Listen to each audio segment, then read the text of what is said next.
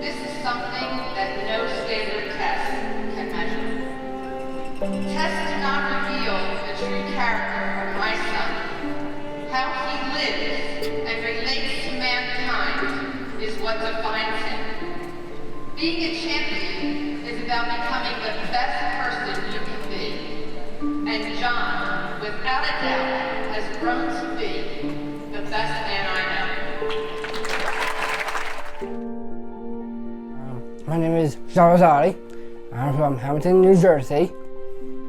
Well, right now I'm in weightlifting. My weight class is like 121. I'm picking up like 180. Bench is 145. Right. I have a sister.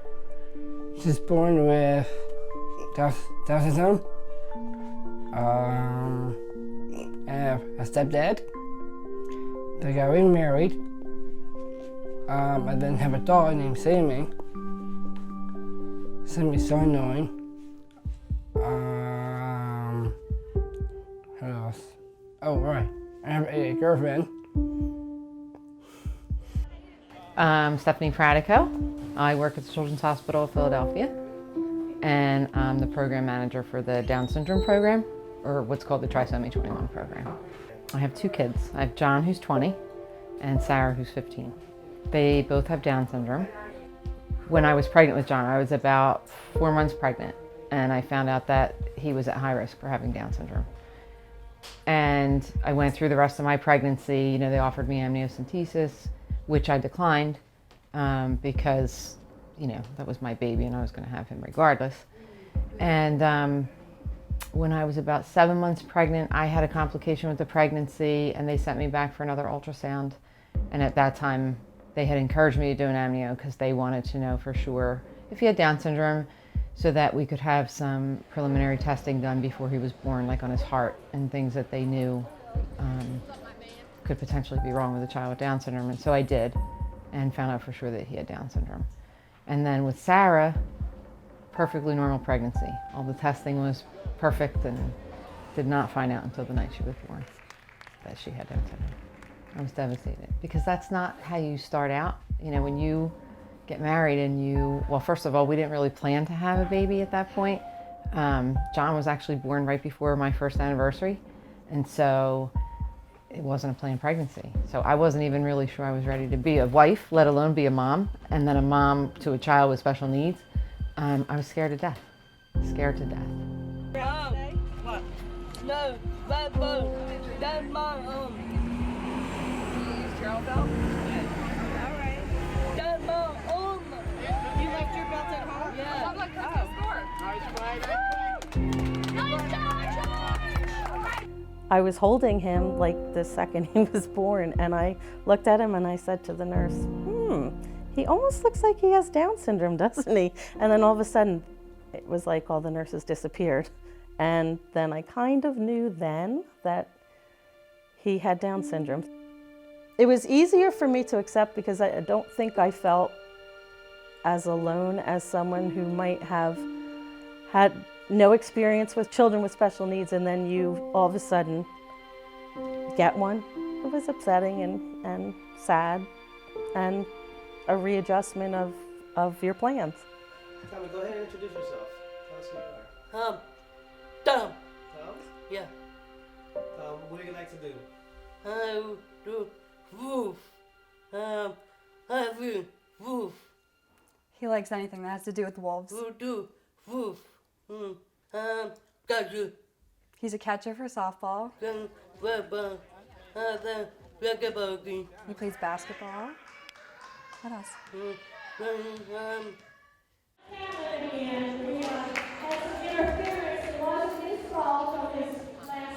My name is Alexa Lee Aiken. I am 19 years old, and I love being with my family and my boyfriend, and I love to spend time with my family and friends. I do basketball, and I used to do baseball with my boyfriend Jon. Alexa's just turned 19 this past summer. She has Down syndrome. I have a younger daughter named Erica who has just turned 13 in December, and she doesn't have a disability. We didn't find out until she was born. My wife was rushed in for emergency C-section because her blood pressure was really high, and they realized that the cord was wrapped around the baby's neck, so they pulled us in for an emergency C-section. And when the baby came out, all the nurses were looking around at each other, and I knew something was wrong. I said, "What's going on?" And they said, "Well, she has, her fingers are joined. It's called syndactyly." So both of her hands were like oven mitts, and there was no separation between her fingers. And that's what they first noticed. They didn't notice the facial features that indicated she had Down syndrome. When the doctors came through, I believe it was later that day or the next morning, said that, she may have Down syndrome. They weren't really sure. They wanted to run some genetic tests. Ran some genetic tests, and they came back and said, yeah, she does have Down syndrome. So that was a lot to deal with. So they talked a little bit about her fingers in the hospital, and they said, well, don't worry about it, they can fix that. So to me, don't worry about it, they can fix that meant, okay, we're gonna walk out of here in 2 days with a baby with fingers like this. Far from it. When she was little, she had 5 or 6 surgeries in Philadelphia to have her fingers separated when she was between the ages of 2 and 4, I believe. And then a lot of the skin grew back, and when she got into her teenage years, she went back for 4 more surgeries at Shriners Hospital in Philadelphia. Is this veil cut? It is. So look, bring everything down there. See how they're packed? Yeah. This is called a flake. Yeah. So Well, where are you from? I'm from New Jersey. I like to play basketball, baseball, soccer. I don't know what else. And when you're not playing sports, what do you like to do? Watch TV. I had a sense much earlier on that there was something that wasn't quite right because this was our second baby, and just, but nothing dramatic. And then when the hardest moment for me was when, they told us he might not walk or talk. He wasn't meeting his milestones. He wasn't crawling, and but we don't know why. We can't tell you, and we can't tell you what the prognosis is. That was the hardest thing for me. The not knowing is the hardest thing. 5 or 6 years, just desperate for a diagnosis because you want to name it, you want to know, and then you try to fix it. Like my father kept saying, "Oh, it's all," and then you realize, no, this is the reality of it. It's not going to get fixed. It doesn't need to be fixed. We have to figure out how to support and make, as I say, meaningful life. We want to create a meaningful life. I have still stuff in there, but I have to take it.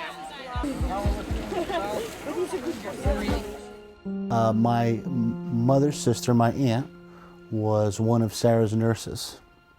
And about the time when my wife was separating from her first husband, my wife had to go to a black tie event and needed somebody to go with her. And my aunt suggested to my now wife that, maybe my nephew could go. He's a good guy. He won't try any funny business, give him a shot. And I went, not thinking anything of it, You don't sort of wake up one day and say, I'd like to meet a divorced woman with 2 special needs kids, and that's the woman I'm going to marry.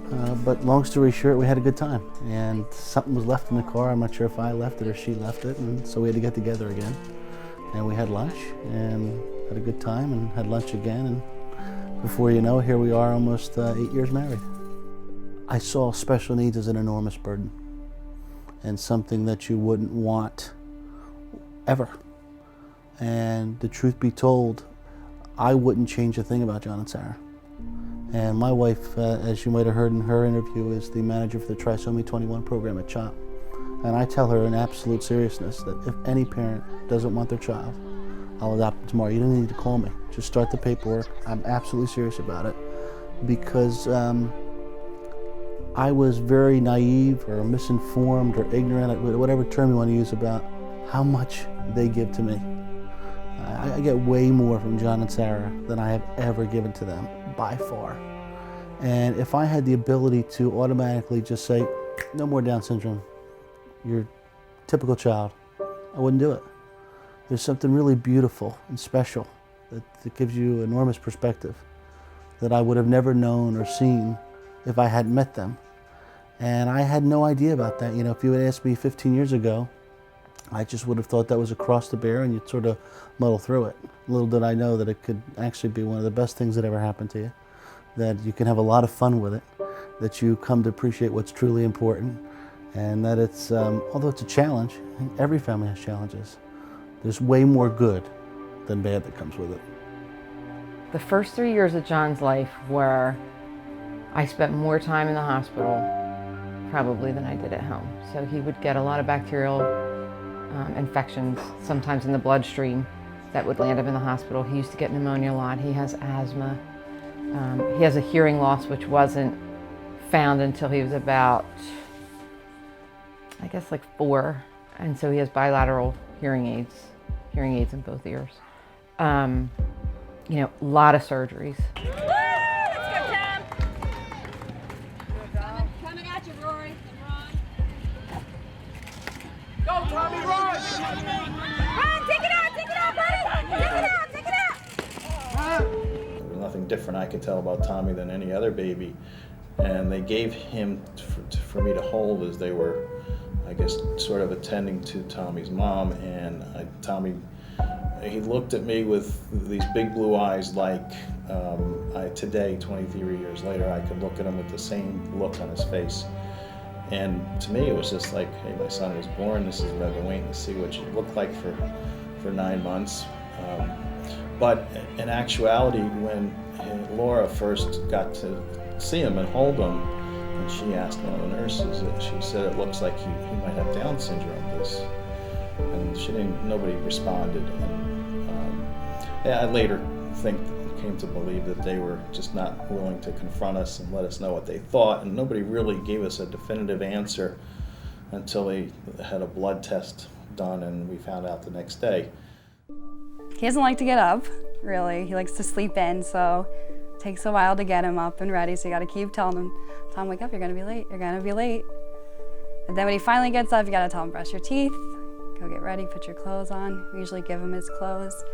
He usually eats his breakfast on the run because he's usually running late. And then he wakes up in the car, and by the time he gets to his practice, he's a little bit more awake than he was when he left the house. And well, he has some words that I still don't know, like what he's saying.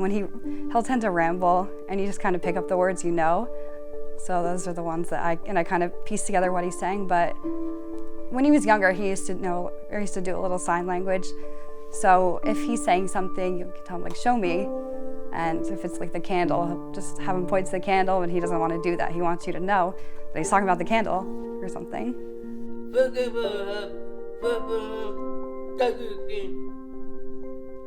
The games are hard? No. Easy. The games are easy? Easy. My game, how fast, I go, people, come on. Come on. It's not hard? It's easy? I tell him he has Down syndrome. And I try to explain to him that, you know, people with Down syndrome, they don't usually drive. They don't usually, you know, live by themselves. And he doesn't always like to, he understands that he has Down syndrome, but he doesn't really understand what that means because he doesn't know any other way to be. And for nationals, it'll be a different machine up there, right? I don't know, I think. Mommy is a very good nurse to me. She's sweet, kind, loving. She does everything for me. And as for my brother John. The thing I remember most is looking at her and saying, she looks just like John. But I just thought, you know, they're brother and sister, right? So they should look alike. You know, you sort of have that conversation of trying to convince yourself that you're not really seeing what you're saying. I just remember being in the room and the nurse who was with me, my delivery nurse, trying to show the doctor her face because he was busy doing his thing with me and he wasn't really paying attention to the fact that she had Down syndrome. And so she kept trying to show him her face. And then they were like, but she was blue too, so then she was like, she'd scream and take a breath, but then she'd go blue again, and they couldn't figure out what was going on. So it became chaotic very quickly in the room. I just remember them, when they couldn't get her to breathe, taking her over to the bassinet, and I said to the doctor, does she have Down syndrome? And he just turned around, and I it's one of those things you never forget, and he looked at me and said, we're not sure. And I looked at my husband and I was like, he said, she's got Down syndrome. It was just like, I was in shock. The next, like it was deja vu, right? So the same sort of thing is happening all over, except that this time it's a girl and not a boy. And so I just remember starting to bargain with God and saying, I'll take the Down syndrome, just don't let her die, because that would be horrible. When you go into shock mode, you almost start to not, I don't know that I really felt anything per se. I cried because it felt like the thing to do, I guess, or that was probably just my body sort of automatically reacting. But the hardest thing was making that phone call to my family. I called her and I was crying, and she's like, why are you crying? And I said, because it's a girl and I'm happy that it's a girl. And I waited until they got there, and then obviously, I had to tell them. And then it was just telling everybody after that.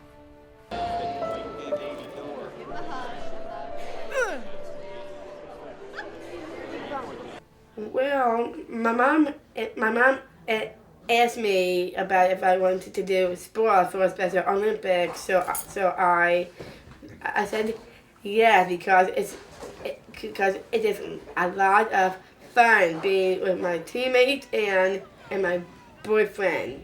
Well, my plans for the future will be being a doctor and a pop singer, going on tours and more.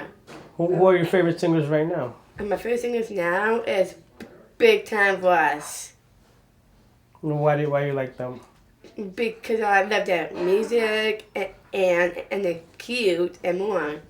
I was always curious about people with Down syndrome as I grew up, into my adulthood. I always noticed people in society that had Down syndrome, and always was amazing to me that all these people with the same, conditions kind of look the same. And maybe I don't understand the medical part of it, but how is it that people from Asia, Europe, United States, everybody's DNA is supposed to be different, but yet if you look at these people, they all look very similar, facially at least.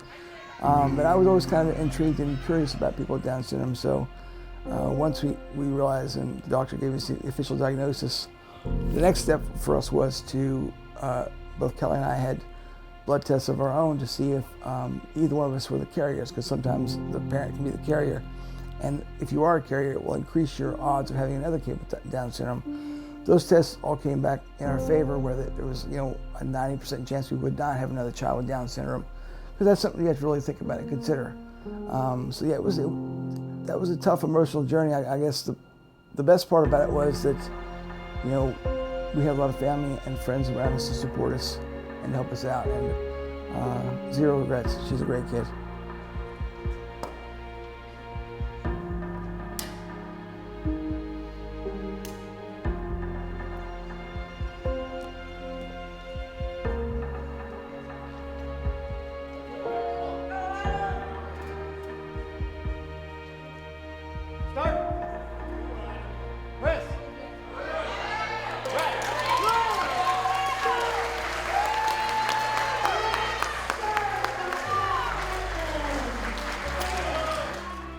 It's been challenging. It's like an amped up life, It's motherhood amped up, working amped up. It's just a little bit more.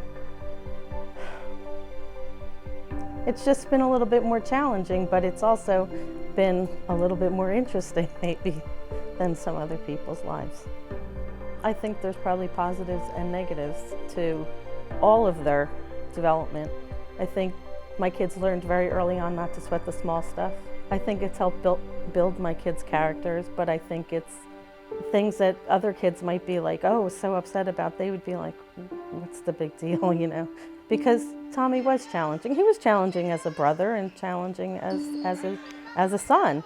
he would be too hard to manage. So you would really have to carefully plan any activities you were going to do and make sure you had extra hands and extra people. So when we went on vacation, we would always go with other family members. You know, I remember my parents and Tommy's other grandparents, Laura's parents, were very supportive, and in actuality it was not really a big difference to any of them, even though nobody had really any experience with special needs. Personally, it took me some time to come to grips with it, and I was more not concerned with having a baby or a child with special needs, but more how life would treat Tommy, how the world would welcome him. I don't think any parent wakes up in the morning and says, you know, I'm going to have a child, and I would love for them one day to find a younger spouse that's never been married and doesn't know what it's like to have kids with special needs, or conversely, have a son who meets a woman who's been divorced that has kids with special needs. And I think that, if I'm being truthful about it, it was a big adjustment for both of our families. Some have weathered it better than others and come to fully embrace it. And I think if they were sitting in this same chair, would say that it was truly a blessing. You know, we're very fortunate. My wife and I have a great marriage. I think there's still some folks in both our families that are still a little reticent. They're not quite sure that 8 years proves that this can work, and that, you know, what does this look like 10, 15, 20 years from now? What does this look like if, God forbid, one of the kids gets sick, or my wife and I were to get sick? How does that sort of play out in the long term? And so I think they're reserving their judgment, unfortunately, about whether or not this was the right move. But they're not the ones that have to live the marriage and the life every day. You know, that's my wife and I have to do that, so. Her mother and father were very supportive from the very beginning. My father was a little bit, you know, surprised by it, very supportive also, but surprised by it because, you know, he, like many people in our society, was a person who tended to make fun of people with disabilities. And it was a good thing for me and my family that she was born for his sake, because that helped change his opinion and views of people with disabilities. My mother's one of the kindest, most wonderful people you'll ever meet. So for her, it didn't matter either way. She could have been, you know, orange with 15 feet. It wouldn't have mattered. She was our baby. Check into the other. Okay, we'll see you up here then. Maybe when I was in middle school, I took him to go play basketball at the elementary school basketball court. And some kid was making fun of him, and before I had time to say anything, he took it upon himself to smack the kid up the head to set him straight. So yeah, he can take care of himself if somebody's bullying him, but I still would. Yeah, I have zero tolerance for any kind of disrespect. It's just common. You don't disrespect individuals with disabilities. You don't disrespect individuals, period. It's just not how the world needs to be. Any given day at summer camp, there's 200 to 300 kids on that facility. And I could say probably an average of 40 to 60 kids have some type of disability. And there's respect. And if there's not respect, either the counselors or the staff will say something, but what I've found over the last few years is the other campers are saying, whoa, we don't do that here, which is really cool, because you really need to get to the kids to stand up for others, regardless if they have a disability or not. It's about human decency. It's about respecting each other, regardless of the disability. Again, disability goes aside. It's about being a good person. And we're getting to the kids to stand up. That's what's happening, which is really an amazing thing. Muscle man, carry your bags. I'll take this one for you. You take the heavy one. Ready? Yes, Mom. All right. I don't do substance in school. I go to work. Oh, you go to work? Yeah. What do you do at your job? I work with the little kids, the little toddlers. I play with them, I talk to them, do sports with them, and play games and eat and talking. And then I set off tables and I sweep. And what other plans do you have for the future? Do you plan to move? What are the dreams? I want to live somewhere else. Like where? Tell me where.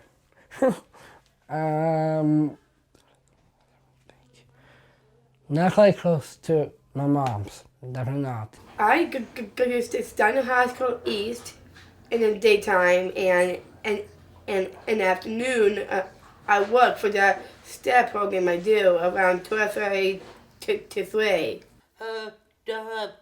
Brush my teeth, get my rolls, feathers, go fruit.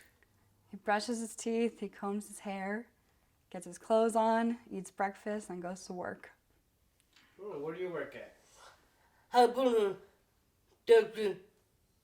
He works at the hospital, he works at Rizaldi's and at the Y, and who else? Whose office? My dad. In his dad's office. When you're a parent and you don't know what to do for your child, and you're trying to find, you're trying to do whatever it is to make anything that they do in life successful or a positive experience for them, and sometimes it's hard to find that. So a lot of families look to recreation and look to programs like mine, because it's more of a social environment or a recreational environment, in hopes to have that, I don't know if the word is normalcy, but to find that successful moment for them where it's not a struggle. I've definitely had families come in situations like that, where we sit down and they may not work with the program I have in place, like say Zumba. It may not work for them, but if you sit down and talk with the families, find out what they need, talk with the child, work with the child, figure out what they want, maybe create a program together that works for them. It's just trying to find the right fit. My guess for Jon is that he will have a job, no doubt. I don't think he'll continue.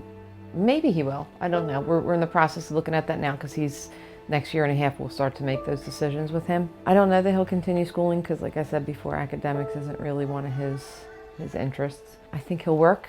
He wants his own apartment. I think he will have his own apartment. Do I think he'll need to be supported? Absolutely. Whether that's, for as long as I'm here, us, and then, we'll have staff involved. And Sarah, I don't really know. I think it depends largely. I think Sarah cognitively and physically is capable of those things. I think, Sarah could probably run the country if you gave her the opportunity, because that's just her personality. But I think medically, it depends on what happens with her medical issues and where those... A couple years ago, my sister had soccer practice or something, and he didn't want to go. So he can stay here for a little while, because it's just at the park around the corner. And I guess he decided that he actually did want to go after everybody was at the park. So he just started walking, and somebody just found him walking down a couple streets, and they picked him up, and he told them where to go, and they called us and said, we have him, and they brought him home. Just does what he wants. He does want to be like everybody else. Like, he has his girlfriend of many, many years, who is actually a friend of my younger daughter's. And at one point, years and years ago, I mean like 10 years ago, she would walk in and she'd go, Tom, are you my boyfriend? And he would go, yeah. So then every time he would see her, he would say, hi, girlfriend, and she'd say, hi, boyfriend. But now he insists that he's going to marry her. And, and they're going to have 2 sons, and they're going to live in their own house, and he's going to get a job. So he has all these plans that are not going to happen for him. That's a challenge, too, because he does get sad sometimes about that. He wants to live in his own house by himself. If he moved out of this house, he would have to be in an environment where he is supervised. He'll never be able to live on his own without supervision, because he doesn't tell time, he doesn't read, he can't really do math, so he will never live on his own. That's what I know that he won't be able to do.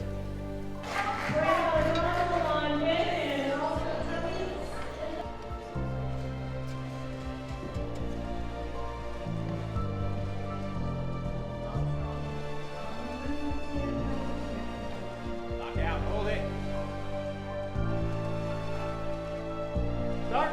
Down. Wait.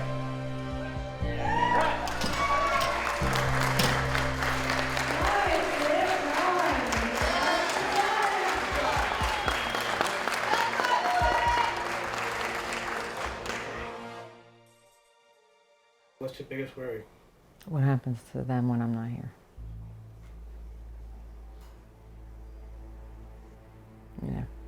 who takes care of them when I'm not here? Who's going to look out, you know, for their well-being and make sure that, you know, they're taken care of and that they're having, you know, the best opportunities that they can, and, you know, that nobody's taking advantage of them, and, you know, and that's tough because there's no other siblings. You know, most families depend on or hope that, you know, the other siblings will sort of step in, you know, and it's not like that for us. So we're gonna have to be pretty specific in the instructions that we leave behind. Fortunately, my husband's younger than me, so hopefully he'll be around longer than me. And they have cousins, you know, and people that care about them and love them, but it's still not the same, you know. I'm their mom. I'm used to doing everything and teaching them how to do things for themselves too. And I want, you know, and I think that they will be able to take care of themselves. Well, I can tell you exactly what she said. What will happen to them when we're gone? And will we have the supports and the financial ability to make sure that they're taken care of? You know, I think one of the beautiful things about the special needs community, and particularly healthcare, is that it's, you know, 40, 50 years ago, Jon and Sarah would have been an institution probably. And even my wife, I'm sure, told you in part of her story that many people encouraged her not to continue with the pregnancy or even keep the children. Well, the good news is that's changed quite a bit. And as a result of that, or maybe in tandem with that, so has the quality of the healthcare. And so you start to realize that, wow, these kids, even with their complex medical needs and their other disabilities, may actually outlive us. Or live long enough that when we're not able to really take care of them, and we've started to see that with some friends and family. And how do you plan for that? Financially, physically, in other words, the people to provide the care. You know, we're lucky that we have a good family. My brother, who's sitting behind the camera, he's going to be the person that, God forbid, something happened to us, because so many other people in our lives are our age or older, so theoretically when something happened to us, they might not be there. But that's an enormous burden to ask a person to take on. In a lot of ways, Tommy will always be taken care of. I know he's always going to be safe. I know he's always going to be taken care of. You know, I do worry about when I get older and what will, you know, who will take care of him. But he has this supportive two sisters that can help take care of him. I have a lot of family. His dad has a lot of family, so I think he'll be well cared for. The biggest challenge for me when the kids got older is raising your other two children that don't have special needs. You want their quality of life to be what everyone else's is. Once my wife and I are gone, my fear is what happens to her. Because my hope is that she'll be able to stay with her sister. If her sister's in a position where she'll be able to help Alexa. That's my wife and I's hope, is that works out that way. If not, I guess group home or something like that would be an option. But if worst case scenario, something happened to my wife and I today, she'd probably stay with my wife's brother and his wife, because they've got 3 girls also. But we'll take that.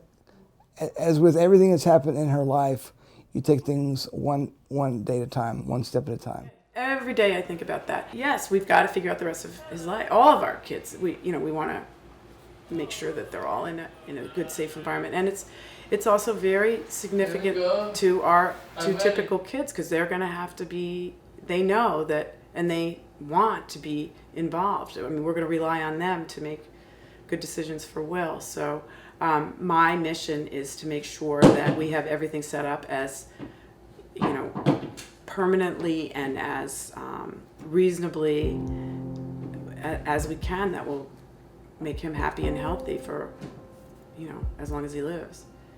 It's daunting, and I do have nightmares about it sometimes. Listen. Yeah. Okay. Right? Yeah. At least we had the good pictures. I would first drop the special needs. I would talk about whatever topic we were talking about. If they were children, I would talk about the children. I would throw in the special needs afterwards. That's just my gut feeling. They're kids first. And I do that with everything. They're kids. You might have to tweak a few things here and there. Might have to work on a few things, modify a few things, but bottom line and the basis of everything is they're kids, or they're individuals, they're adults, they're people first. It's not the disability. That's secondary. Anybody that wants to know my daughter or say hello to her, please come up and say hello. John said the same thing. There's no reason ever to hold back from asking a question. If you're curious, if you're nervous, ask. Just say, hey, can I say hello to your son or daughter? I'd like to meet him. It's challenging, but it's what it is, right? And we love him with all our hearts, and he is just like, there's so many days when he just, it's like, wow, yeah, you're right. This is what's important, not all that other stuff. Willie always clarifies things. He really does. He lives with great joy. Don't you, Will? He doesn't have a bad day. You have to look past the differences and just get to know them. They're people just like any other person. They have the same heart, well, they have a bigger heart as far as I'm concerned. And I think that what you give to them, you get back tenfold, no doubt, no doubt. But they're just like us. I mean, my kids they have a wonderful sense of humor. They love much deeper, I think, than most people, but there's a genuineness about them. But I really do feel like they're robbing themselves of an experience by not getting to know them. Laura's father, who was from North Jersey and talked kind of with that North Jersey kind of accent, and would come across as a rugged, kind of a gruff individual, but deep down, he was a guy who had a big heart. And he told me, I remember we were in the hospital, he told me aside, he said, just like what you just said, he said, this is going to make you a better person. And he was right, he absolutely was right. He makes everybody a better person. If you were in a room and people were sad or something, he knows how to light up a room, and just has made me a better person.